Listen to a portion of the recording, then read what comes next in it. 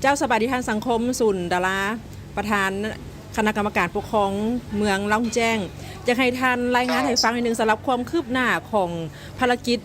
ค้นหาคนติดถ้ำในระยะที่ผ่านมานี่ปัจจุบันนี้พวกเราได้มีความคืบหน้าขึ้นไหนได้ท่านเจ้าสบายดีขออนุญาตตั้งหน้าให้คณะนำของเมืองที่ได้เฮ็ดหน้าที่ปฏิบัติหน้าที่อยู่ภาคสนามโดยเฉพาะแม่นจุดปากถ้ำที่ประชาชนทั้ง7ได้ตกค้างอยู่บ้านพันไซเมืองหลองแก้งเฮานี้ขออนุญาตรายงานโดยย่อเนาะระยะที่พวกเราดำเนินการนับแต่วันที่24มานี่ก็เป็นมื้อที่4แล้วแต่ตลอดระยะที่พวกเราได้ดำเนินการนี้โดยรวมก็แม่นได้รับการชี้นำโดยกงจากภาครัฐของแขวงโดยเฉพาะการนำคันสูงของแขวงฝ่ายเลขาปแขวงประธานคณะกรรมการปกครองแขวงเพิ่นก็ได้ลงชี้นำอย่างใกล้ชิดและก็ฮอดพื้นที่บวกกับการเฮ็ดหน้าที่ของคณะนำของเมืองได้แบ่งเรียกแบ่งรับผิดชอบอย่างแจ่แจ้งเจ้าถือว่าพิเศษมันพวกเราได้เฮ็ดเรียกร่วมกับคณะปฏิบัติงานที่มาจากมูลนิธินี้โดยเฉพาะอันเชี่ยวชาญทีมงานของไทยที่เขามีประสบการณ์ในการดำเนินการ2คนนี้อันต้นต่อมันมันพวกเราได้เฮ็ดหน้าที่ร่วมกันได้มีการประชุมเป็นเอกภาพกันทุกระยะทุกหน้าเวียกนั้นมีความเป็นเอกภาพกันเจ้าอันนึงอันที่2มันปัญหาพื้นฐานที่ยุ่งยากอยู่ในนี้พวกเราได้จัดระบบคืนใหม่จัดระบบคืนใหม่ยุ่งยากอะไรได้เส้นทางเข้ามาจากทางรถเข้ามาจุดถ้ำเนี่ยก็ได้เอารถอย่างแปลงทางเข้ามาเท่าที่จะแปลงได้ให้มันสะดวกขึ้นปัญหาที่2ละแม่นปัญหาอุปกรณ์ที่บ่ครบบ่ถ้วนเจ้าแม่นพวกเราได้ประสานสมทบบางอันก็ได้สั่งมาที่เวียงจันทน์เนาะอุปกรณ์รับใช้ก็มีหลายอันนั่นแหละที่มันยุ่งยากและนอกจากนั้นพวกเราได้จัดระบบเรื่องการสื่อสารอันนี้สำคัญหลายเจ้าติดต่อพัวพันบ่ได้อยู่ในนี้เด้อถือว่าระบบสื่อสารเดี๋ยวนี้นี่ลาวโทรคมได้นำเอาระบบ Wi-Fi เข้ามาเมื่อวานได้สำเร็จตอน 5:00 นแลงถือว่าพวกเราได้สามารถนำใช้ระบบสื่อสารทั้งหน้าถ้ำและในถ้ำสามารถวิดีโอคอลพัวพันกันได้ระยะผ่านมานี่การเข้าถ้ำนี่มันกำหนดเวลาเอาฮอดเวลาจะสำเร็จหรือบ่สำเร็จก็ต้องได้ออกเนื่องจากมันสื่อสารบ่ได้เดี๋ยวนี้สามารถสื่อสารได้อันนี้มันจุดนึงเจ้าอันต่อไปละแม่นระบบ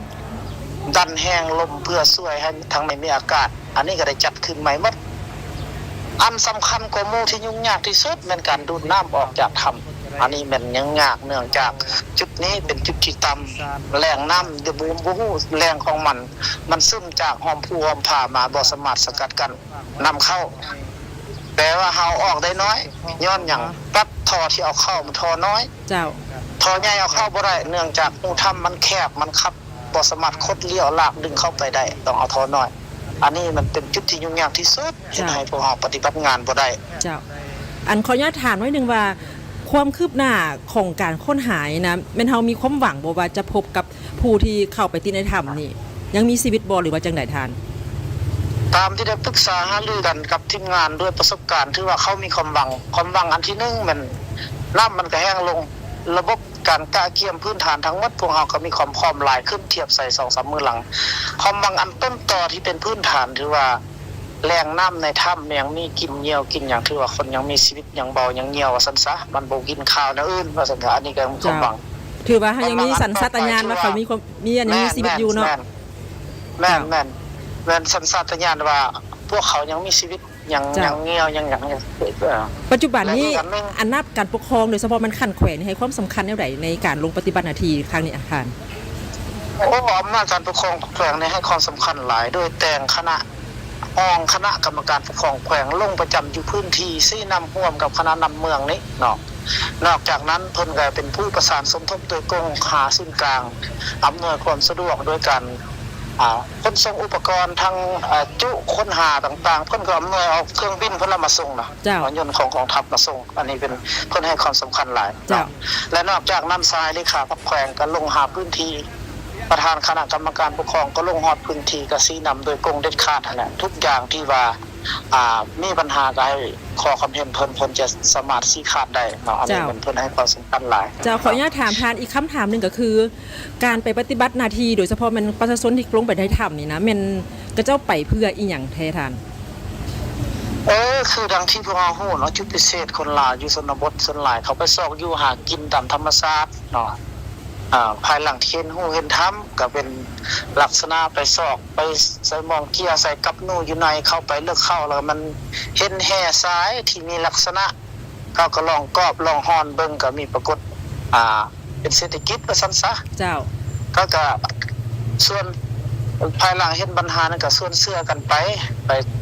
เสี่ยงละบางคนตามที่ข้อมูลที่เขาลงไปหั่นน่ะบางเทื่อก็ได้ 7-8 แสนบางเทื่อก็ล้านปลาย2ล้านนั่นย้อนความยุ่งยาก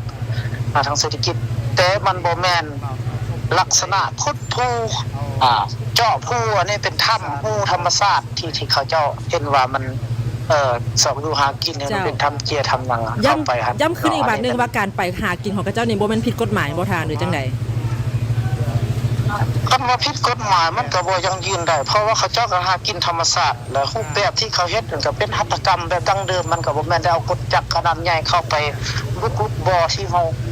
ของบริษัทนั้นบริษัทนี้มันบ่แม่นอันนี้เป็นรูถ้ำธรรมชาติหอมพาหอมผู้ที่บรรดาทานได้เห็นสื่อออนไลน์หั่นแหละมันบ่แม่นรูปแบบที่แต่เอากลจักรเอาวัตถุที่ทันสมัยไปอันนี้เป็นรูปแบบที่เขาไปแบบหัตถกรรมดั้งเดิมที่สุดเจ้าคันว่าพิษกับพิษแล้วมันเขตห่วงห้ามบ่ให้ซอกอยู่หากินเกินขอบเขตแต่ก็บ่แม่นพิษในรูปแบบลักษณะไป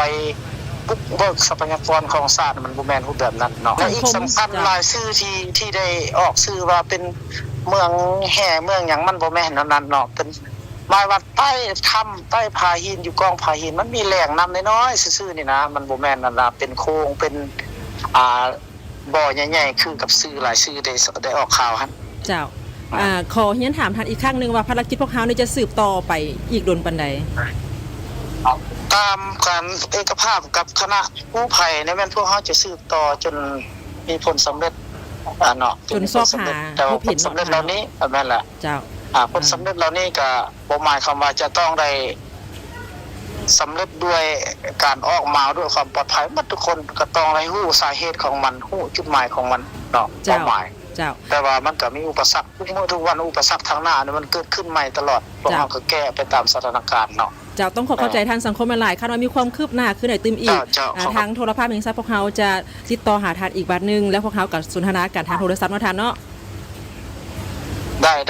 ยินดีเด้อเจ้าเข้าใจหลาย